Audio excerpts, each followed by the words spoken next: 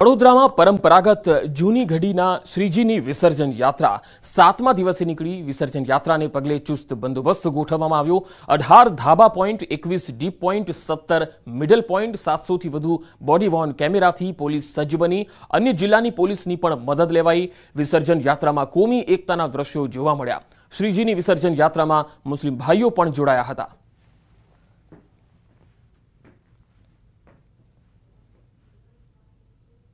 વડોદરા શહેરના તમામ નાગરિકોને ગણેશ ઉત્સવની હાર્દિક શુભકામના પાઠવું છું અને ભગવાન ગણેશજીને આપણે બધા સાથે રહીને પ્રાર્થના કરીએ કે વડોદરા શહેરનું જનજીવન રાબેતા મુજબનું જલ્દીથી જલ્દી થાય। સુરતમાં શાંતિ સમિતિની બેઠક યોજાઈ। બેઠકમાં હિન્દુ મુસ્લિમ સમાજના આગેવાનો પણ જોડાયા। બંને તહેવારો શાંતિપૂર્ણ માહોલમાં યોજવા માટે આ બેઠકમાં ચર્ચા થઈ। ઈદે મિલાદનું મુખ્ય જુલુસ નહીં નીકળે, માત્ર ગલી મહોલ્લે જ જુલુસ ફરશે। શાંતિ સમિતિની બેઠકમાં આ નિર્ણય કરાયો। જેમને જુલુસ કાઢવું હોય તેમણે પોલીસ પરમિશન લઈને કાઢવાનું રહેશે। આગામી 17મી તારીખે ગણપતિ વિસર્જન અને 15,000થી વધુ પોલીસ કર્મીઓ બંદોબસ્તમાં રહેશે। 900 જેટલા body Warne camera, 3000 CCTV camera અને 40 જગ્યા પર પ્રાઇવેટ કેમેરા લગાડવામાં આવશે। 17 તારીખના રોજ એટલે કે બીજા દિવસે जो है ભગવાનના લગભગ जो है 80,000 જેટલા ગણપતિઓનું વિસર્જન થવાના છે। અત્યાર સુધી જો ડેલી જો મૂર્તિઓનું વિસર્જન થાય છે તો અમારા કુલ 12 જેટલા કૃત્રિમ તલાવ ઉપર જો કુલ કરીબ 6,500થી વધુ મૂર્તિઓના ઓલરેડી વિસર્જન થઈ ગયા છે અને 80,000થી વધુ મૂર્તિઓ છે જો આપણા 17 તારીખ રોજ અલગ અલગ વિસ્તારોમાં જશે। વકફ બોર્ડના નિયમોમાં સુધારાને લઈ સુધારા બિલ લાવવા માટેની તૈયારીઓ કરવામાં આવી રહી છે।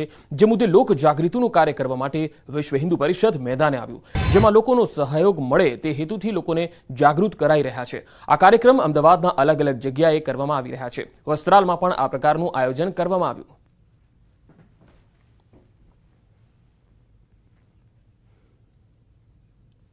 અમદાવાદ શહેરનું વધુ એક મોટી ભેટ મળવા જઈ રહી છે। શહેરની રોનકમાં વધુ વધારો કરવા માટે આઇકોનિક રોડ બનાવવામાં આવશે। અંદાજિત 350 કરોડના ખર્ચે 7 ઝોનમાં એક આઇકોનિક રોડ બનાવવામાં આવશે।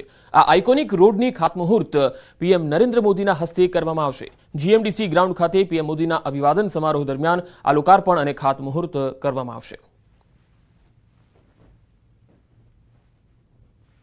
દેશના માનનીય વડાપ્રધાન આદરણીય નરેન્દ્રભાઈ મોદી સાહેબ ત્રીજી વાર વડાપ્રધાન બન્યા બાદ જ્યારે ગુજરાતમાં અને અમદાવાદમાં આવી રહ્યા છે ત્યારે આ મહાનગરને અનેક આપણે વાત કરીએ કે 7 જેટલા જે વિવિધ રોડો છે, આઇકોનિક રોડો છે, એની ભેટ સોગાદ આપવાના છે। 400 કરોડ જેટલી કિંમતના જે આ રોડો બનવા જઈ રહ્યા છે। પ્રધાનમંત્રી નરેન્દ્ર મોદી ગુજરાતની મુલાકાત પહેલા આજ વહીવટીતંત્રની તડામાર તૈયારીઓને છે આખરી ઓપ અહીં આપવામાં આવી રહ્યો છે। પ્રધાનમંત્રી તરીકે નરેન્દ્ર મોદી ત્રીજો કાર્યકાળ કરી રહ્યા છે ત્યારે તેમની પહેલી આ ગુજરાત મુલાકાત છે તે યાદગાર બને તેને લઈને ભારતીય જનતા પાર્ટી અને ગુજરાત સરકાર દ્વારા પણ વિશેષ કાર્યક્રમો છે તે આયોજિત કરવામાં આવે છે। ત્યારે અમદાવાદ મહાનગરપાલિકા દ્વારા પણ અલગ વિકાસ કામો છે તે નરેન્દ્ર મોદીના હસ્તે તેનું લોકાર્પણ અને ખાતમુહૂર્ત થાય તે પ્રકારનું આયોજન કરાયું છે। ખાસ કરીને 7 આઇકોનિક રોડ જે બનવા જઈ રહ્યા છે 350 કરોડના ખર્ચે તેના ખાતમુહૂર્ત છે પ્રધાનમંત્રી નરેન્દ્ર મોદી છે અહીં કરશે। એટલે કહી શકાય કે અમદાવાદીઓને વધુ એક વિકાસલક્ષી ભેટ છે એ પ્રધાનમંત્રી નરેન્દ્ર મોદીના હાથે અહીં આપવામાં આવશે। ખાસ કરીને 15મી તારીખે તેઓ અહીં પહોંચવાના છે। 16મી અને 17મીએ સવારે ભુવનેશ્વર માટે અમદાવાદ એરપોર્ટથી તેઓ રવાના થશે। પરંતુ ચોક્કસ અલગ અલગ જે કાર્યક્રમો છે પ્રધાનમંત્રી નરેન્દ્ર મોદીમાં તેની અંદર અનેક વિકાસલક્ષી જે કામો છે તેના ખાતમુહૂર્ત અને જે લોકાર્પણો છે એ નરેન્દ્ર મોદીના હસ્તે અહીં કરવામાં આવશે। કેમેરામેન અમિત શર્મા સાથે પ્રણવ પટેલ, ન્યૂઝ 18 અમદાવાદ। અમદાવાદ શહેરમાં ધૂળની ડમરીઓ અને ધુમ્મસભર્યા વાતાવરણથી હોસ્પિટલમાં શ્વાસની બીમારીના કેસ વધ્યા છે। વરસાદ બાદ અમદાવાદ શહેરના રોડ રસ્તાની હાલત ખૂબ જ ખરાબ છે। તંત્રનું કહેવું છે કે લગભગ 80% રોડ સમારકામનું કામ પૂરું થઈ ગયું છે, પરંતુ રોડ પર ધૂળની ડમરી અને રચકણોથી અમદાવાદ ધૂળિયું બની રહ્યું છે। અનેક વિસ્તારોમાં હજુ પણ ખાડા છે। અમદાવાદ શહેરમાં વરસાદ બાદ શહેરીજનોને શ્વાસ સંબંધી સમસ્યાઓ પણ સતાવી રહી છે। બોપલમાં પણ અનેક વિસ્તારોમાં ખાડા છે। નોર્થ બોપલ ડીપીએસ રોડ પર પણ અનેક લોકો ખાડાથી કંટાળેલા છે।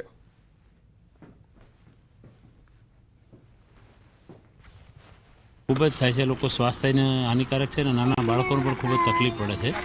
અને સોસાયટીમાં તો કેસ તો ઠીક છે, તાવના થોડા પ્રોબ્લેમ છે મચ્છરને હિસાબે અમુક, પણ ધૂળની ડમરીના કારણે સ્વાસ્થ્યને ખૂબ જ હાનિકારક થાય છે।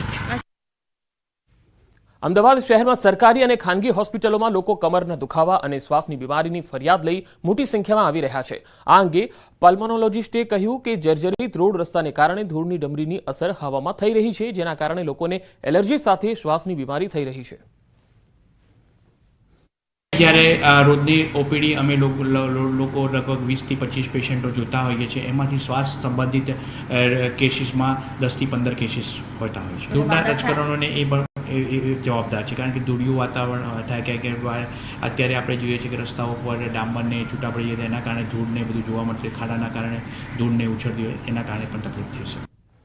લોકો હવે રોડ રસ્તાની ખરાબ પરિસ્થિતિને કારણે ત્રાહિમામ પોકારી ગયા છે. અમદાવાદની ધૂળ અમદાવાદીઓને જ બીમારી આપી રહી છે. ગુજરાતમાં છેલ્લા 10 દિવસમાં 108ને તાવ, શરદી, ખાંસી સાથે શ્વાસ સંબંધિત કોલ પણ આવી રહ્યા છે. બીજી તરફ લોકો ધૂળની ડમરીથી કોર્પોરેશનના કામ પર સવાલ ઉઠાવી રહ્યા છે. શહેરમાં છેલ્લા 10 દિવસમાં શ્વાસ સંબંધિત રોજના 1066 કોલ મળ્યા. સમગ્ર ગુજરાતમાં 3778 શ્વાસ લેવામાં તકલીફ પડે તેવા કેસ ઓન રેકોર્ડ છે.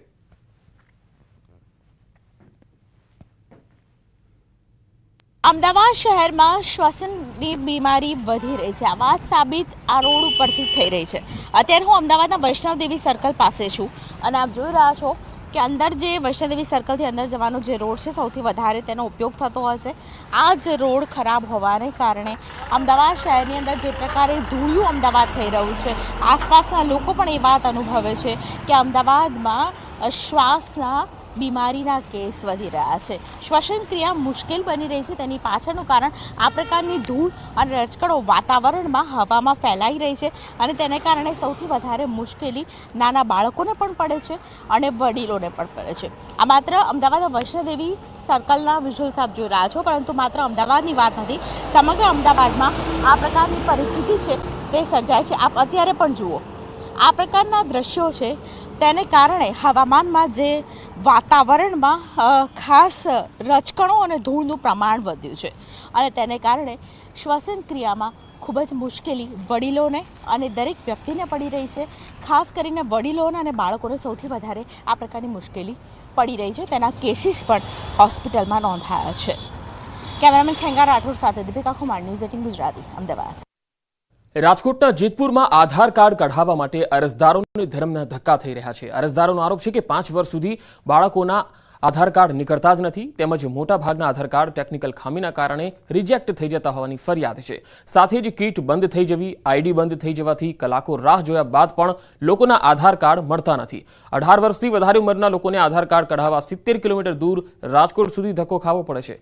ત્યારે લોકોની સમસ્યાનો વહેલી તકે ઉકેલ આવે તે જરૂરી છે. આ માટે સ્થાનિકોએ અનેક રજૂઆત પણ કરી. હવે આ રજૂઆત તંત્ર ક્યારે સાંભળે છે એ જોવું રહ્યું.